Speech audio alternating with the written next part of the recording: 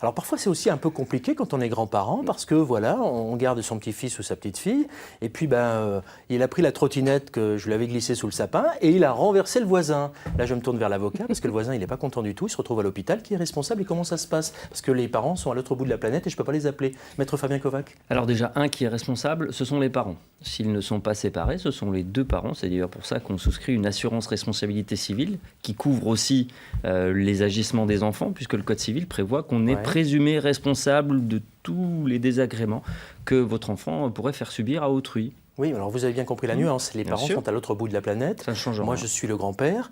Voilà, là, j'ai pris un cas qui pourrait arriver demain. Hein. Tu fais de la trottinette, toi, un petit peu? Non, t'es l'une des rares à ne pas faire de la trottinette, hein, parce que tout le monde fait de la trottinette aujourd'hui. Mais demain, il pourrait faire une grosse bêtise, etc. Comment je fais? Si légalement, il n'y a pas une décision de justice qui est intervenue et qui a confié la garde de l'enfant à ses grands-parents, ça reste les parents qui sont responsables légalement. Tiens, à propos, ma belle-fille, ou mon beau-fils refuse que j'aille voir mes petits-enfants. Je suis un grand-parent responsable, j'ai envie d'aller les voir. Est-ce que j'ai un droit de visite? Oui, c'est prévu par le Code civil. On doit maintenir le lien entre les petits-enfants et les grands-parents. Alors vous me direz, oui, ça c'est de la théorie, maintenant en pratique. En pratique c'est simple, il faut malheureusement commencer par un courrier recommandé, s'il n'y a plus de dialogue entre les parents et les grands-parents.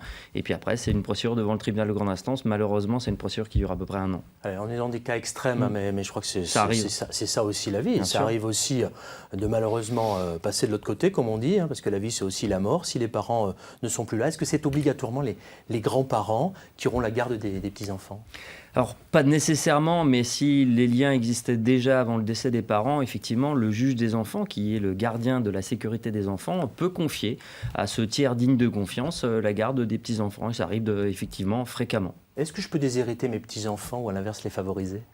Alors, je vous conseille de les favoriser, bien entendu, mais légalement, oui, vous pouvez déshériter, mais c'est un peu compliqué. C'est un peu compliqué parce que soit il faut aller vivre à l'étranger dans un pays où on autorise que les enfants et les petits-enfants ne soient pas considérés comme des héritiers, ou sinon, en France, vous avez la possibilité, parce que vos héritiers légaux, ce sont vos enfants, donc ça veut dire que les enfants ne sont plus là, et ce sont les petits-enfants qui viennent en représentation des parents. À ce moment-là, vous pouvez les déshériter, mais que d'un petit peu. Il reste toujours la réserve et les petits-enfants sont bénéficiaires de cette réserve. Alors, c'est des termes un peu techniques, mais en gros, vous pouvez faire ce que vous voulez d'une partie de votre patrimoine seulement. Le reste, ça va à vos héritiers légaux. Merci.